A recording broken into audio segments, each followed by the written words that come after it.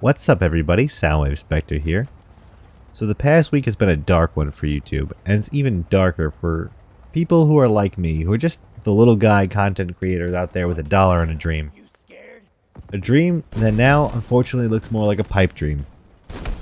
If you've been out of the loop of the YouTube drama regarding Actman, the TLDR is that a mid-sized creator made some insane claims about Elden Ring being a terrible game and telling people who like the game to go delete themselves. A tiny at the time channel called them out on it in a video and was met with DMCA claims. So a mid-sized channel allegedly was bullying a smaller creator. Actman came to defend the smaller channel, and things have spiraled out now to the Actman's channel somehow getting demonetized despite mountains upon mountains of evidence allegedly, wink wink, proving the mid-sized content creators' transgressions. I highly suggest both Actman's videos and like Review Tech USA's videos, Penguin Z, they all did great videos on the topics, presented the situation better than I could ever. So I'll link a bunch of them below. So love him or hate him, Actman should not be the one punished here. I personally love his content. He's one of my inspirations of what I would want my channel to be one day. You know, just an average guy sharing his love of games with people.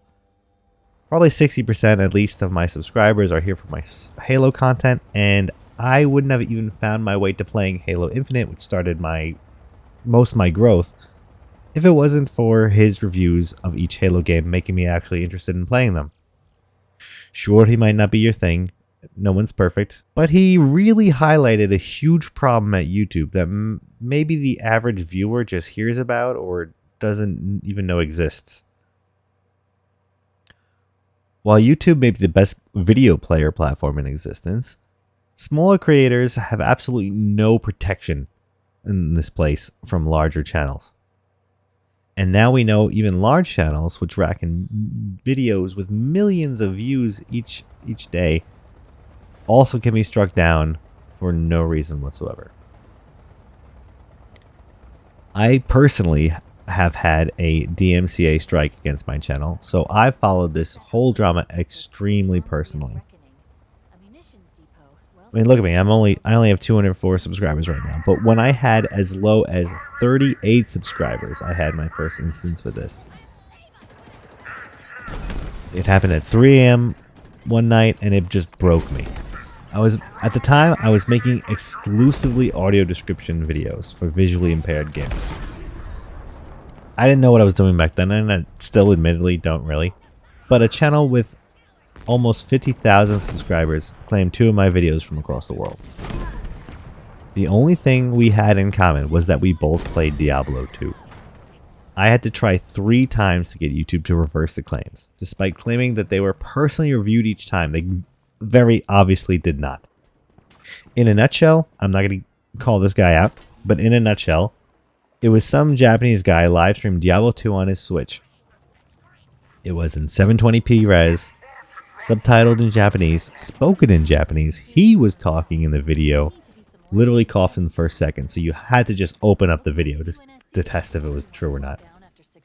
His friends list kept popping on stream, and worst of all, video had an insanely disproportionate amount of likes and dislikes by the thousands. Upon closer look, I looked at a bunch of the comments, and in other languages, and I searched them in Google Translate, to find out that people were asking him to take down the false claims. Stated all that and showed that my video was in 4K, captured on a PS5, as could be told by the button prompts on the bottom, subtitled and voiced in English, and was fully audio described by me. Literally the only thing in common was the fact that it was Diablo 2's opening cutscene. They denied all 3 of my counterclaims, and I was super blackpilled. It hurt so much because it was my brother's lifelong dream to be a content creator. He passed away, and in my heart, I've kind of assimilated that dream into my own. So for a while, it really seemed like my dream was swiftly now impossible. Not only that, but my audio descriptions were to help gamers who might have lost their vision and not been able to experience things they used to love. I wasn't going to get rich off this by any means. It was my best video at the time at a mere 67 views. It was nowhere near his ballpark as a threat of any kind and YouTube would not help me. It wasn't until I complained enough on Twitter on a vidIQ post about 2 weeks from my last denied claim that YouTube's Twitter team actually listened and fixed it within minutes. They were actually very fantastic and took care with it and listened, and the problem was resolved almost in minutes. So don't get me wrong, there are very clearly good people at YouTube who definitely care. And I know Penguin Z, Moist Critical, said something similar in his video today about it. Complaining on Twitter is the only way for even huge channels to get any help. I don't mean this video to condemn YouTube by any means. I know they have a lot on their plate. But being a full-time content creator is my absolute dream, and you know, my goal is to get monetized so I can make audio descriptions full-time. But this dream has never felt further away. I was able to get through by sheer luck to get my copyright strike fixed. I'm a paralegal, so I wasn't afraid of the legalese of the challenge, as YouTube warns you every step of the way of how this is a legal proceeding, or at least it's supposed to be. Think of how many thousands of creators are just scared to fight back each day. Think of how many creators just give up when YouTube tells them too bad.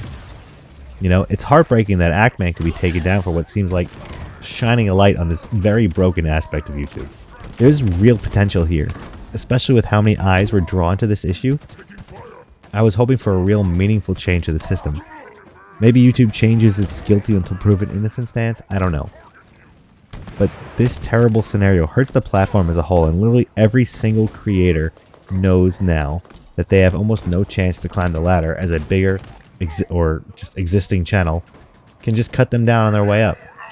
People are rallying on Twitter despite channels actively getting their videos demonetized for even talking about this.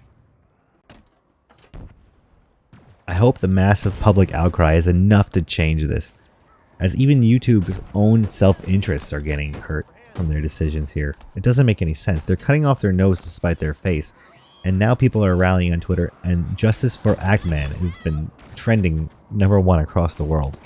YouTube, you've made a wonderful platform that truly can and should be a force of good in this world. However, ignoring or trying to hide this issue is only a band-aid on a gaping wound. You guys alone have the chance to change this, and I sincerely hope you work to fix this mess. As I don't think anyone truly wants YouTube to fail. We want it to work. We want it to be better.